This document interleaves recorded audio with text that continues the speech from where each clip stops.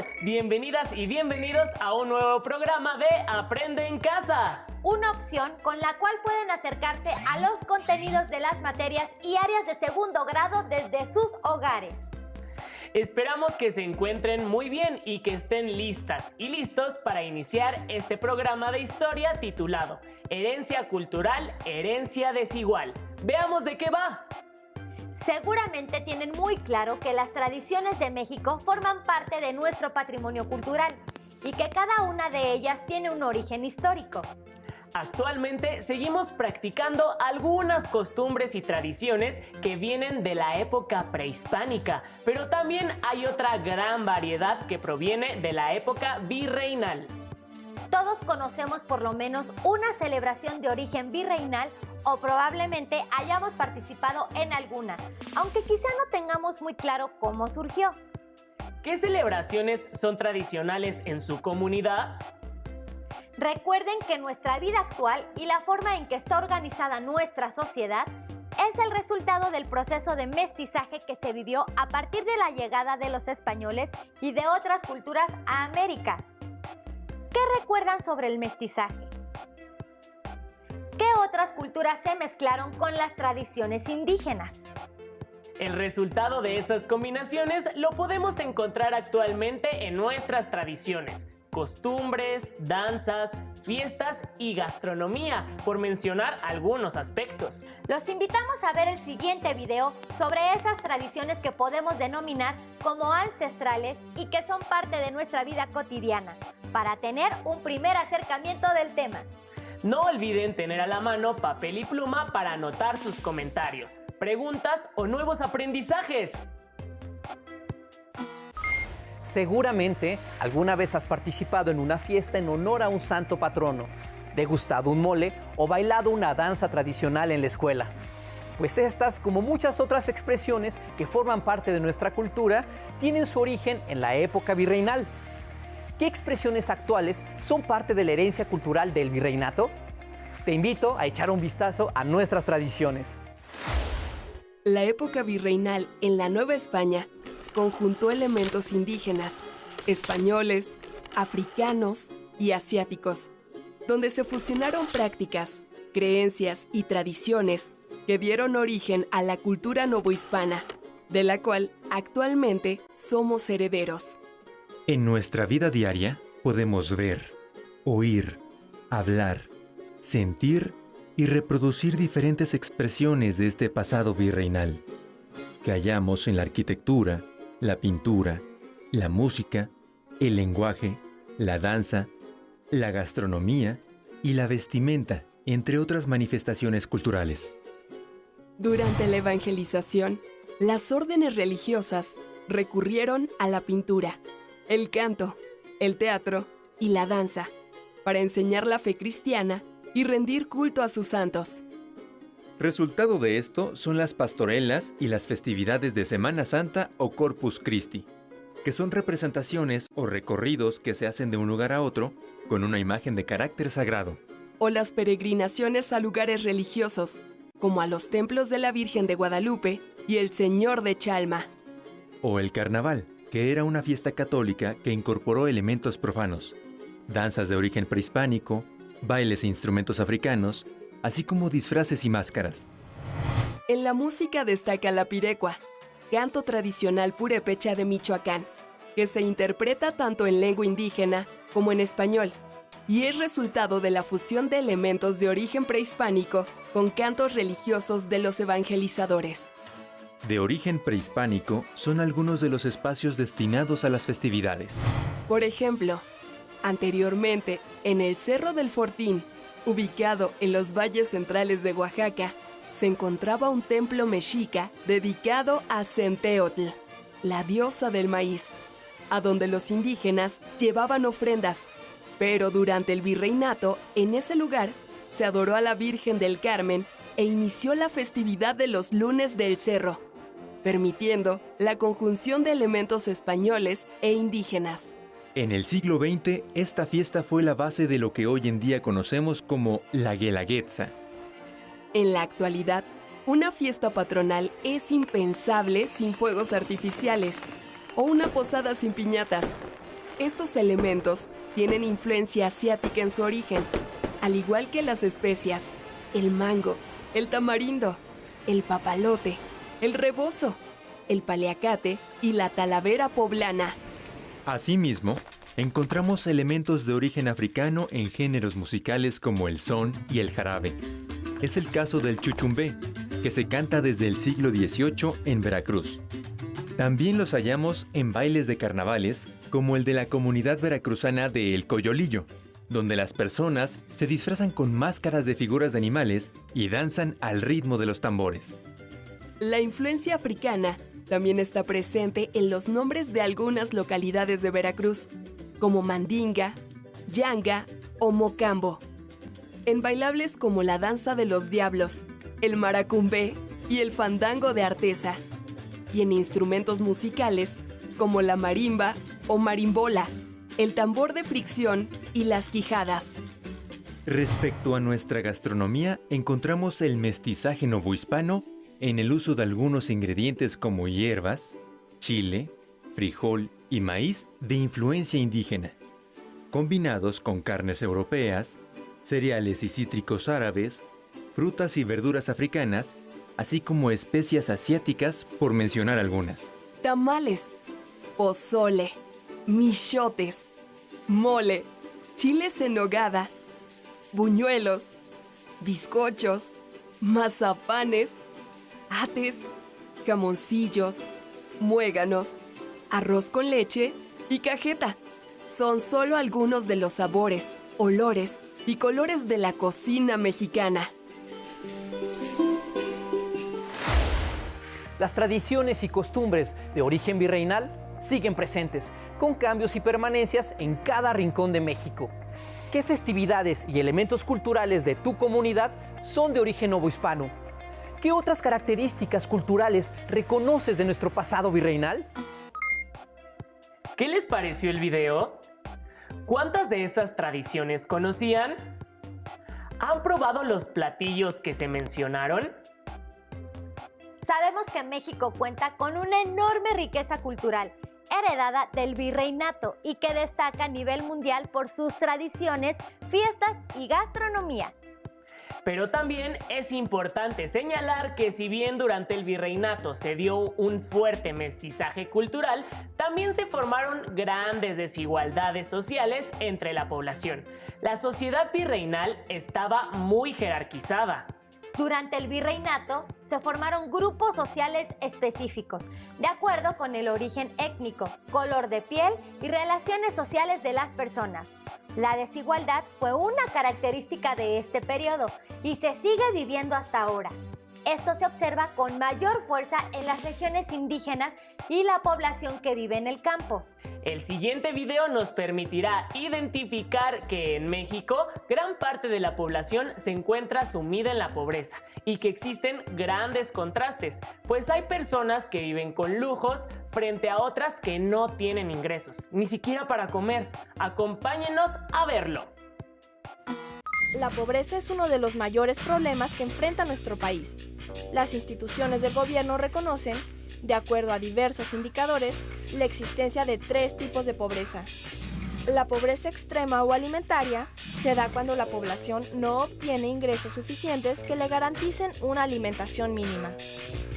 La pobreza de capacidades se presenta cuando una población está en condiciones de satisfacer sus necesidades de alimentación, pero no cuenta con el ingreso suficiente para cubrir sus gastos en educación y salud. Y la pobreza patrimonial comprende a las personas que, si bien pueden cubrir sus necesidades básicas de alimentación, educación y salud, su ingreso no les permite alcanzar lo requerido para vivienda, vestido, calzado y transporte. En el 2005, la mitad de los mexicanos vivían en condiciones de pobreza patrimonial, mientras que el 18% de la población vivía en pobreza extrema. Los más pobres de los pobres se encuentran en el campo, particularmente en zonas montañosas y de difícil acceso. Se estima que hay 185,000 localidades rurales pobres en México. Las poblaciones más pobres se concentran en entidades como Chiapas, Guerrero y Oaxaca. Sin embargo, existen localidades pobres en todas las entidades del país. de todo lo que producimos los mexicanos, el campo es el que está aportando la menor cantidad del Producto Interno Bruto.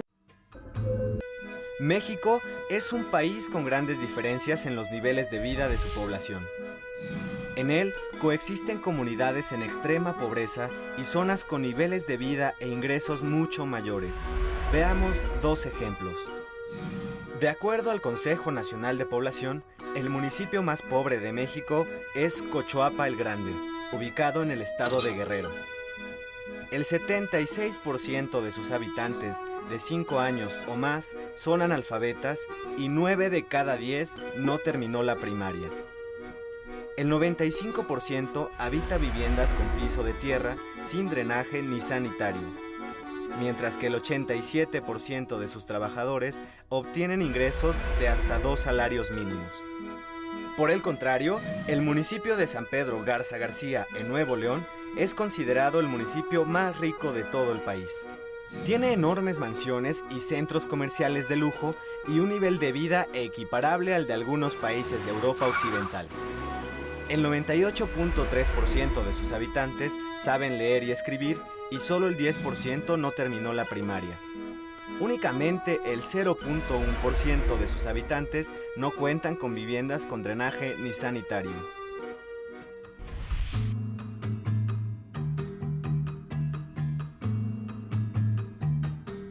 En el campo hay muchísimos contrastes.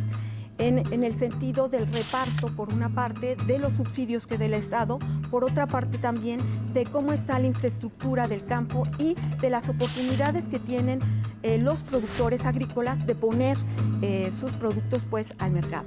En este sentido podemos ver en el campo las grandes diferencias que existen entre los productores que están dedicados fundamentalmente a una alimentación rentable que va fundamentalmente para la ganadería, o para la exportación fundamentalmente de hortalizas, frente a aquellos productores que no tienen absolutamente nada. Estos productores, ¿verdad?, podríamos decir agroindustriales, son los que se llevan la mayor cantidad, por una parte, de subsidios, tienen mayores ventajas de alguna forma hacia los mercados, pero también tienen los mayores recursos. Por otra parte también, si nosotros nos vamos a las zonas del campo mucho más por decir algo, empobrecidas, ahí también vamos a encontrar diferencias, ¿no?, sustanciales. Por ejemplo, las mujeres en estos núcleos no reciben de alguna forma un dinero por el trabajo que realizan. Entonces realmente las desigualdades pues van desde los que tienen y los que no tienen, los que tienen riego, los que no tienen riego, los que tienen servicios y accesos a préstamos o subsidios y los que no tienen esta forma de servicios. Las que, por ejemplo, en el campo, las mujeres, las que no tienen realmente una remuneración, o los niños que no tienen una remuneración. Otra de las cosas que podríamos ver en el campo y que se está sucediendo, por ejemplo, zonas que antiguamente estaban dedicadas a hacer labores del campo, en la actualidad pues se están vendiendo para hacer, por ejemplo, centros turísticos o si no, desarrollos urbanos muy fuertes. Tal es el caso, por ejemplo, de todo el estado de Morelos. Está habiendo también estas diferencias y esta imagen de alguna forma urbana, donde en una ciudad podemos ver ricos y pobres, también es mucho más fácil ahora contemplarlo en el campo con estos desarrollos urbanos, porque estas zonas tienen un alto desarrollo y hay al ladito, pegadito, pues unas zonas que están completamente pauperizadas. O sea, esas desigualdades van en todos sentidos. Los más altos índices de marginación en México se concentran en las comunidades indígenas. La cuarta parte de los indígenas mexicanos de 15 años y más no saben leer ni escribir. El 60% habitan en viviendas sin drenaje y más de la mitad de la población indígena ocupada gana menos de 2 salarios mínimos al día. El índice de desarrollo humano indígena a nivel nacional es casi 15% menor al IDH de la población no indígena. Su desarrollo es menor en indicadores como educación, salud y nivel de ingresos. Esta situación reproduce las condiciones de inequidad y marginación en la que viven una gran cantidad de indígenas en nuestro país. Ante la falta de oportunidades en sus comunidades, muchos indígenas migran en búsqueda de mejores alternativas de desarrollo. Los datos sobre los estados más pobres de nuestro país son alarmantes, ¿verdad? ¿Ustedes conocían esa información? Esta situación es preocupante, pues además de ser los más pobres, tienen los mayores índices de analfabetismo. Y si combinamos esto con la falta de oportunidades en el campo, nos encontramos frente a un panorama muy complejo. La situación se torna más grave en el caso de las mujeres, pues la desigualdad se agudiza si son mujeres indígenas o si viven en el campo. Como pudimos observar, quienes viven en las zonas más vulnerables no tienen las mismas oportunidades para alcanzar una vida digna, es decir, contar con estabilidad económica, con acceso a una educación de calidad, con servicios de salud y una vida libre de violencia. Desafortunadamente, los programas sociales que se han implementado no han logrado abatir la pobreza y la desigualdad. Hace falta atacarla de raíz y buscar diferentes alternativas para que la mayor parte de la población tenga una vida digna. Los invitamos a ver el siguiente video para conocer cómo se enfrenta la pobreza en el campo y qué acciones se han implementado para tratar de erradicarla.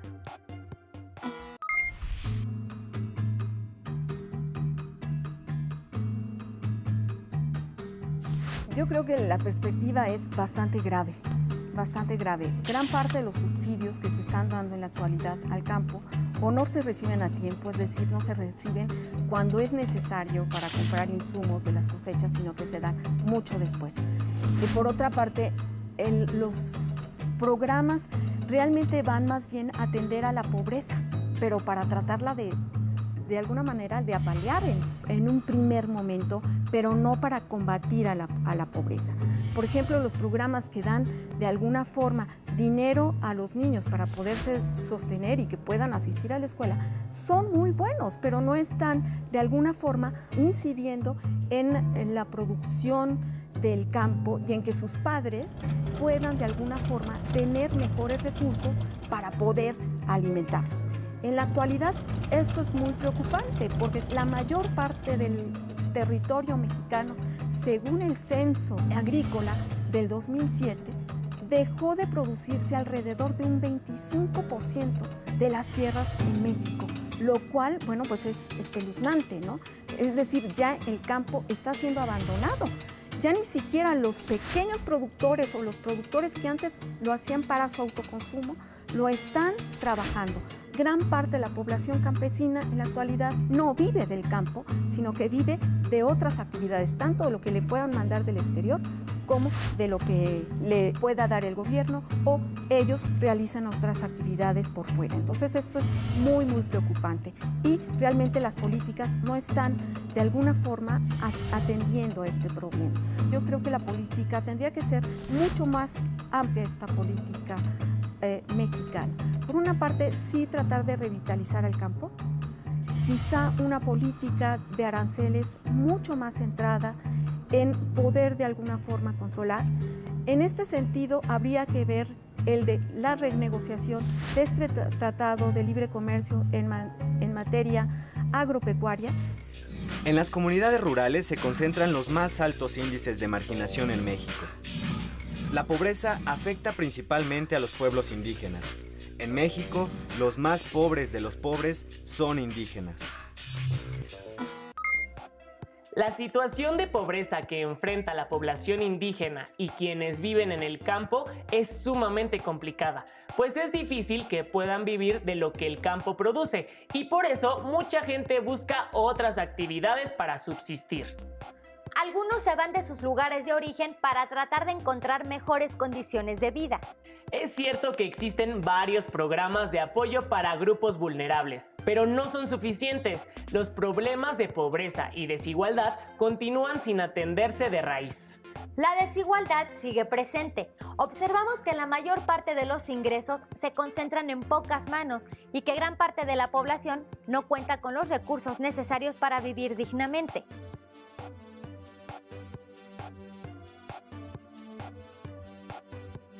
¿Qué porcentaje de la población se encuentra en el sector de pobreza?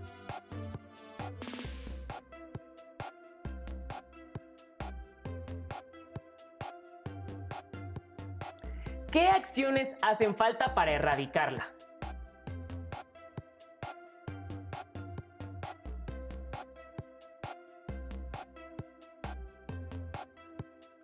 ¿Consideran que en su comunidad la gente tiene acceso a una vida digna?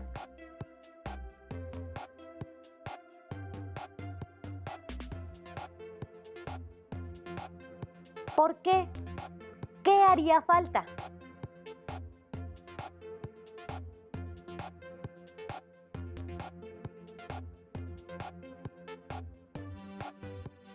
Respondan junto con sus familiares estas preguntas y conserven sus respuestas en su carpeta de experiencias.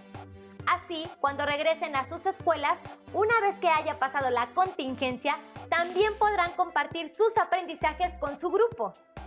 Antes de irnos, queremos sugerirles que si tienen la oportunidad, consulten el libro Corazón de la Palabra, de la autora Regina Tattersfield. En él podrán conocer algunas costumbres, leyendas, ceremonias y tradiciones de comunidades de Chiapas. Se darán cuenta de que a pesar de las desigualdades en las que viven, los pueblos indígenas tienen una extraordinaria riqueza cultural. También queremos recordarles que debemos ser muy pacientes ante la situación que estamos viviendo. Sabemos que nos gustaría salir y retomar nuestras actividades cotidianas. Sin embargo, por ahora, la mejor manera de cuidarnos es esta. Así, contribuimos para superar la situación lo más pronto posible. Ahora sí, es momento de despedirnos. Los invitamos a seguir la programación de Aprende en Casa. ¡Hasta la próxima!